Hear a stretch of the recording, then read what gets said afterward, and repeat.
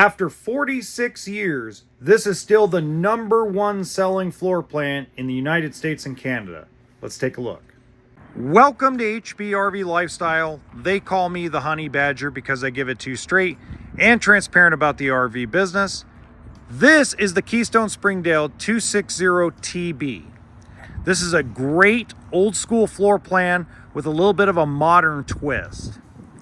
Now, if you have not seen any of my walkthrough videos yet, lately what I've been doing is 6 to 8 minute videos talking about the entire trailer and walking around it.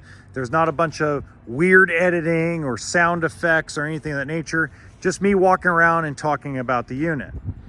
So we'll start in the front, which you get a power tongue jack in this edition, 2 5-gallon propane tanks. Now, one of the modern twists is they put this big battery pack on it.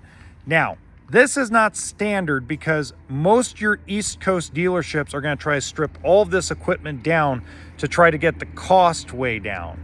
Now, reality is on the West Coast, we sell these for $25,000 as this is equipped right now. The East Coast will be cheaper because it won't have the battery pack, it won't have the power tongue jack, things of that nature. So just keep that in mind if you're in Florida, if you're in North Carolina and you're shopping for this. You know, realize that your local dealer may not have those things, okay? Now, if we go to the sticker, the manufacturer sticker gives us everything we need to know. This is one thing I do like about Keystone is they put the unloaded vehicle weight on the same sticker, and you don't have two separate stickers trying to figure out what the weights are. So right here it says unloaded vehicle weight, which is your dry weight, is 5,060 pounds. GVWR is 7525, so this is half-ton towable and towable by a lot of SUVs. Also, each axle is 3,500 pounds. You're also on 14.5-inch rims. Now, somebody left that locked for me. I'll slap him for that later. But moving on, this does have electric stabilizers, front and back. It has a propane electric hot water heater, outside shower, black tank flush. Now, one thing you're gonna notice, East and West Coast doesn't matter. You're gonna get the basic rims and tires, nothing fancy. This is realistically an entry-level travel trailer for first timers, or maybe you're looking for a below $250 payment to go camping. This would be one of those rigs that you're capable in. Now, what they're doing anymore is they're prepping them for a backup camera. Not every one of them, not every brand anymore is standardizing backup cameras, because here's the real reason why. It's because they've tried a lot of them where they try to bulk buy backup cameras, and because so many of them have different ranges, it's not an all size fits all. So they'd rather prep it for a backup camera and then have you pick your own. That's what they'd rather have you do. Now, they're going to this newfangled Lippard pre-setup for a ladder. You're gonna start seeing the ladder going on the roof go bye-bye real quick. They're not gonna put them on because of liability reasons.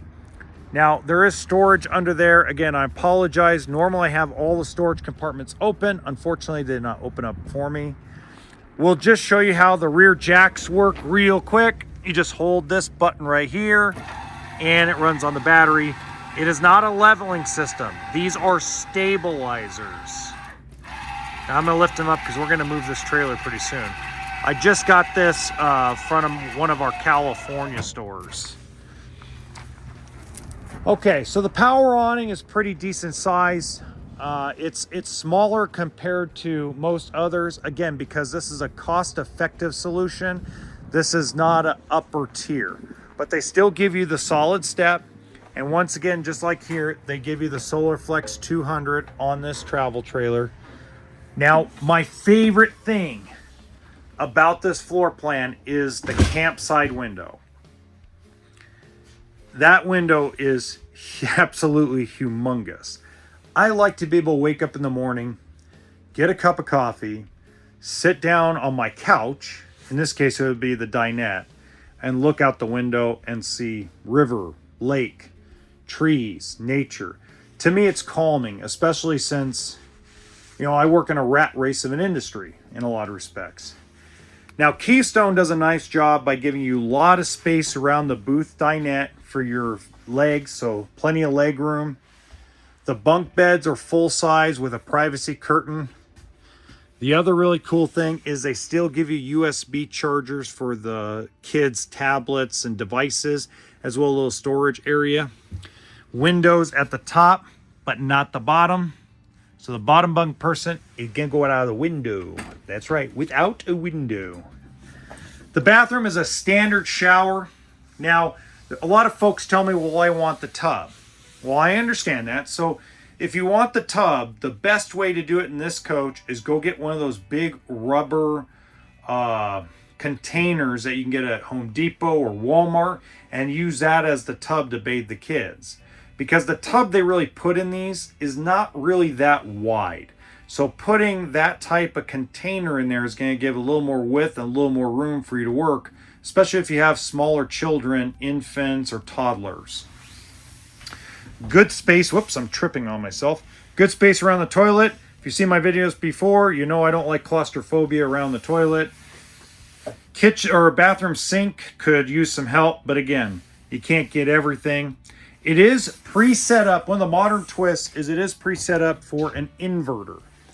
Now, if you don't know what an inverter basically converts battery power to some of your 15 amp outlets, so you can plug in, let's say, a hair dryer or a blender or something of nature, maybe even a TV. The area to put the TV, by the way, is right by the dinette. And then, of course, they are now modernizing the appliances and giving you a full 12-volt electric refrigerator. It's deeper and bigger than the propane electrics, both in the freezer and the reefer. This is now going to be something standard across the industry starting in 2025.